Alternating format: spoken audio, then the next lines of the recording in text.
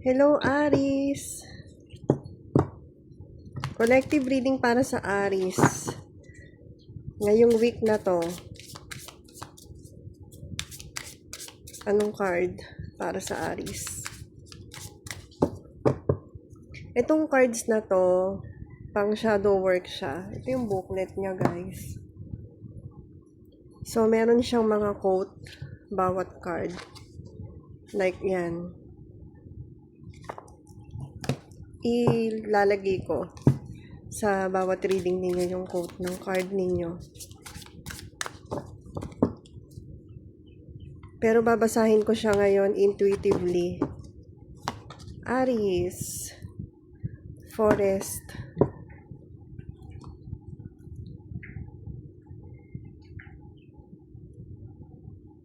marami ako napipick up dito, Aries. Marami kang fear na natitrigger ngayon. Gusto mo nang palayain itong mga nasa isip mo. Marami kang naiisip. Meron kang gustong ma-reveal or malaman deep inside mo. Meron kang hinahanap something na ganon.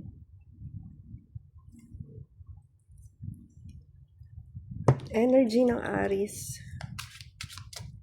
Ilalagay ko yung quote ng card na to dito sa screen. And then, pwede nyo i-reflect kung ano yung message na yun.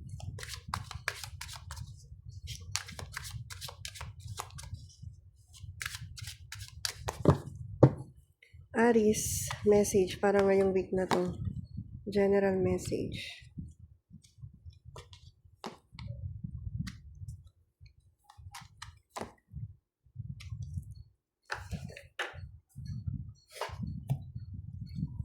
Ang message para sa Aries. Meron kang, yun nga, Aries, magka-relate sila. Meron ka nang gustong i-release, pakawalan sa sarili mo. At ito'y something na dear sa'yo, malapit sa puso mo, or attach ka dito. Malakas yung attachment mo dito sa tao na to, sa pangyayari na to, whatever it is. Attach ka dito. Excuse me. Ngayong week na to, possible na nire-release mo na itong energy na to. And tama naman yan para pumasok na or ma-end na yung cycle na yan. Nagde-desire ka rin ng travel, yung iba sa inyo. Nabablock yung throat ko, Aries. Ibig sabihin, meron kayong mga bagay na hindi nyo masabi. Hindi nyo masabi yung truth ninyo. Ito yung mga napipick up ko pa para sa inyo, Aries. Kung magkakaroon ka ng time, moment alone, kausapin mo yung sarili mo. Kung ano ba talaga yung totoong nararamdaman mo. Para ma-speak out mo yung truth na yan. Like ngayon, nagbabara na naman yung throat ko. Kailangan mong ibigay yon, yung self-care. Alam mo yon, parang ito yung time para lahat ng support na ibinibigay mo sa iba, ibigay mo din naman sa sarili mo. May naririnig pa ako na word na burnout. Meron kang mga bagay na pinanghihinayangan, meron kang loss, pero hindi mo napapansin na meron ka pa ring blessing behind you. May 2 cups pa. So, yun yung ibigay mo sa sarili mo. O, idagdag mo pa yung 1 cup. Tapos, nasisense ko pa dito sa inyo, huwag kayong mahihiya na i-express yung pagiging childlike ninyo. Okay lang yun. Okay lang yun, Aries. Kung iniisip ninyo na baka kapag in-express ninyo yung nararamdaman ninyo, magmumukha kayong isip bata. Okay lang yun. At least ma-express mo siya, ma-release mo siya. And then makaka-heal ka nun, makaka-move on ka nun kapag nagawa mo yun. Last two cards para sa Aries. Grabe, nabablock yung throat ko, Aries. Huwag ka nang mahiyang sabihin ng totoo. Meron ako napipick up sa inyo, yung iba sa inyo na gusto nyo nang umalis, pero hindi nyo masabi. So, ito na yung time para i-express mo yan. Oops.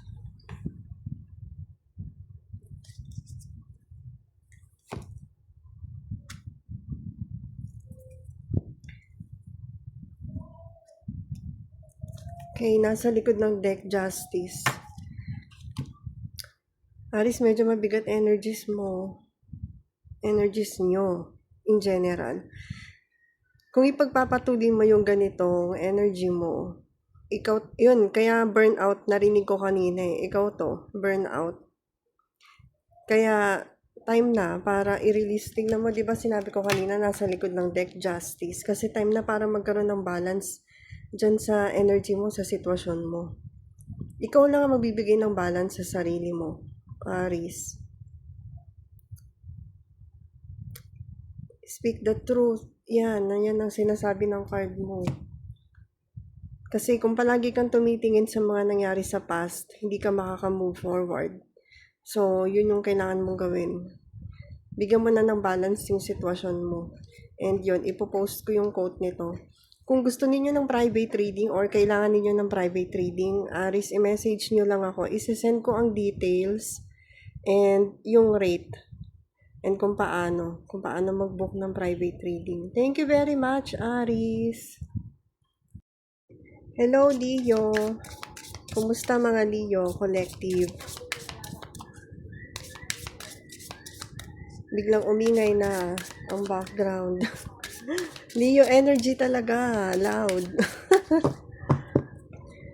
Leo, itong deck na to, meron siyang mga quote. So, ipopost ko na lang yung quote ng card mo.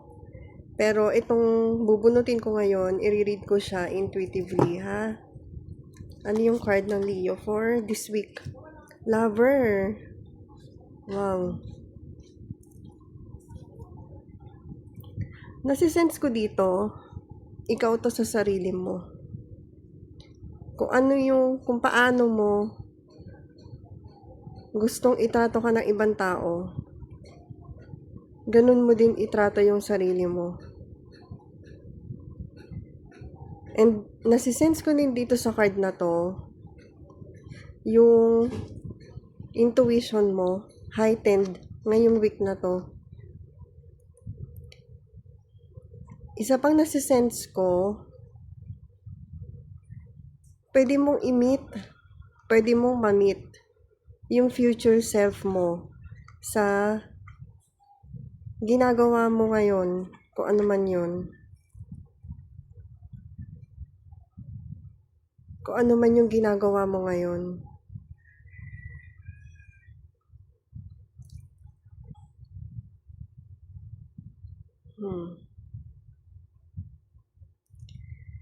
Or meron kang kailangan gawin para ma-reach mo yung future self mo na desire mo.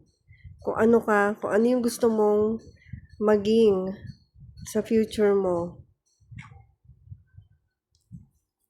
So, yung decision nasa sa'yo, Leo.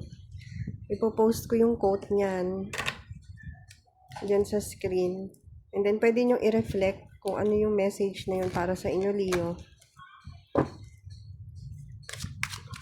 Message para sa Leo ngayong week na to.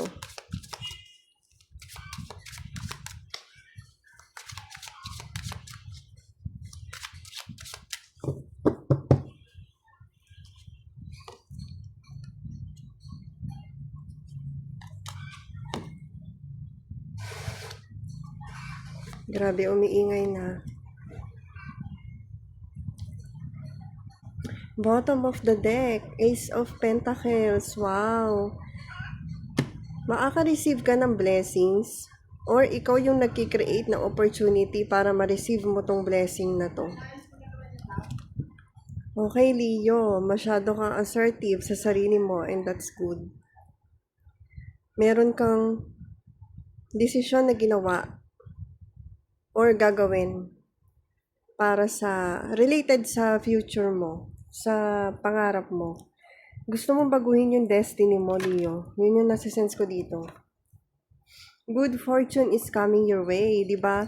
Kanina pinakita ko yung nasa likod ng deck na Ace of Pentacles. Minamanifest mo to, Leo. Yun ang nasa-sense ko sa inyo. Meron lang kayong kailangang gawin ng mga decisions. And napakaganda kasi Wheel of Fortune, Judgment, puro ito major arcana. So, may pangyayari sa buhay mo na mababago. And yun nga, related siya dito sa The Lover, di ba? Yung sinabi ko kanina na connected sa decision na gagawin mo para ma-reach mo yung future self mo, yung higher version mo. Ang ganda ng reading mo, Leo. Okay, 2 cards more para sa Leo.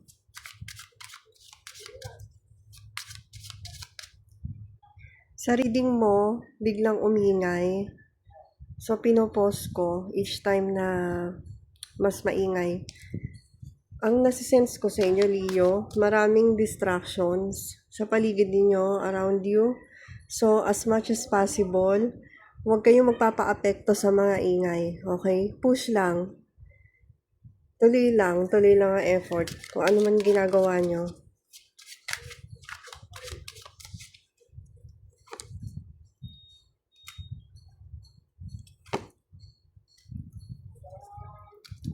Wow. It's time to end yung mga bagay na alam mong nagpapabigat na sa'yo. Yung mga burdens na galing pa sa past experiences mo. Time na i-let go yan. Time na i-end yung cycle na lagi ka na lang namumroblema. Nasa sayo kasi talaga yun kung anong gagawin mong effort para ma-receive mo tong mga blessings na parating sa'yo, Leo. Matatapos na yung cycle na to. Merong cycle na mag-start para sa'yo. Pwedeng yun din yung sinasabi ng Ace of Pentacles kanina. And ngayon, called ako na ipakita sa inyo yung bottom of the deck ngayon. High Priestess. Nasisense ko dito na nasisense mo na may parating sa'yo, Leo. So, i-claim mo na yan. Kasi, nasa energy field mo na yung ganyan kapag nararamdaman mo. Nandyan na yun. Magmamanifest na soon sa reality mo kasi nasa energy mo na eh. Ganun naman palagi ang nangyayari. Energy mo na bago mag-materialize. So, kailangan mo lang i-release to. May mga kailangan kang tanggalin na. Pwedeng mindset, perspective, mga kailangan mong i-declutter sa mind mo at sa physical environment mo. Okay. Leo, kung kailangan mo ng private reading, i-message mo lang ako, isisend ko sa'yo ang lahat ng detalye. Thank you very much, Leo. Hello, Sagittarius. Kumusta kayo, Sag? Anong message para sa Sagittarius ngayong week na to? Itong deck na to, Sag, meron siyang mga quote bawat card. So, ipopost ko sa screen, pero itong bubunutin ko na card sa'yo ay i-read ko intuitively. The Trickster.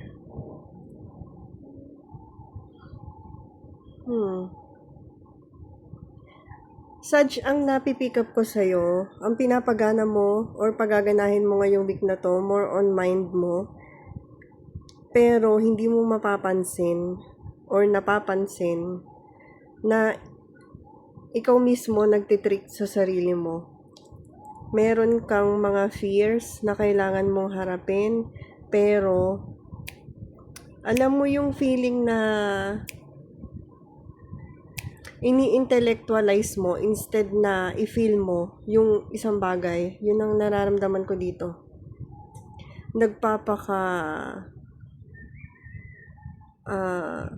Anong term doon? Nagpapaka-smart ka this week or magpapaka-smart. Ayan, ipopost ko yung quote niyan dyan sa screen. Anong message para sa Sagittarius ngayong week na to?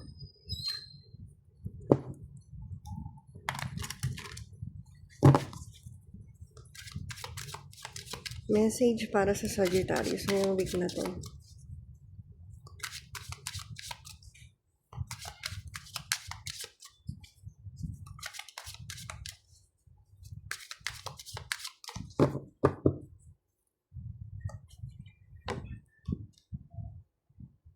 Wow, lumabas dito sa Leo. Kung may placement ka ng Leo, kung strong din yung placement mo na yun, i-read mo din yung Leo.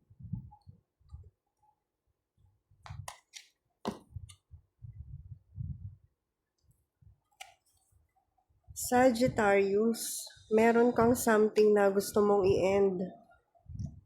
This time, ano yun? Sagittarius, nasisense ko pa dito, meron kang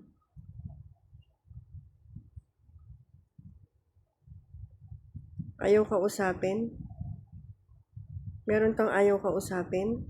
Or meron kang hindi kinakausap na gusto mo nang kausapin? Gusto mo nang mabago yung sitwasyon? Something na ganun. Kayo na lang bahalang maglagay sa sitwasyon nyo, kung ano man yun. May nasisense ako dito na divine timing na kailangan mo nang i-pursue itong something or someone, Queen of Swords, kasi kaya ko nasabing something. Pwedeng characteristic. Yung Queen of Swords, pwedeng sinasabi dito sa reading na to, time na para i-express mo, sabihin mo yung truth mo, kung ano man yung sitwasyon mo ngayon. Yun lang, yun lang, yung gagawin mo na to, ang makakapagpabalik sa balance ng sitwasyon mo, kung ano man yun. Ang lalim na Sag, ano yan? Meron kang kailangan kausapin at kailangan mong sabihin yung totoo. Meron kang offer na gusto gawin sa isang tao, dito kay Queen of Swords. Pwedeng creative endeavor, pwedeng ganon.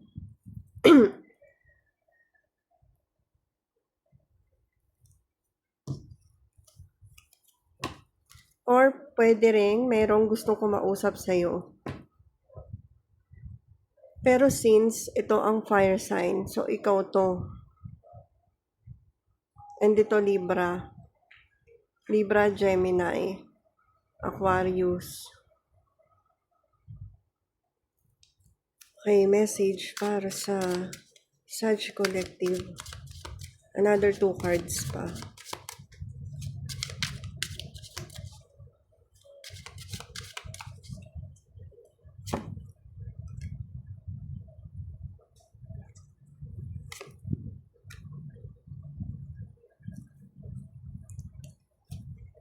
Oops, nasa likod ng deck. Justice. Same sa Aries. So, kung may placement ka rin ng Aries, i-check mo din yun. Parang nakaka-relate ka nga doon, Sag, sa reading ng Aries. Since fire sign.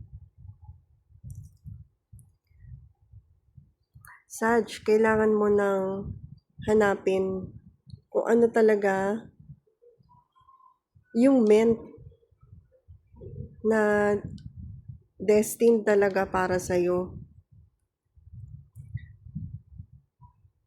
Nasisense ko pa dito na baka bigla ka na lang aalis. Merong biglang mangyayari, ikaw yung gagawa nun.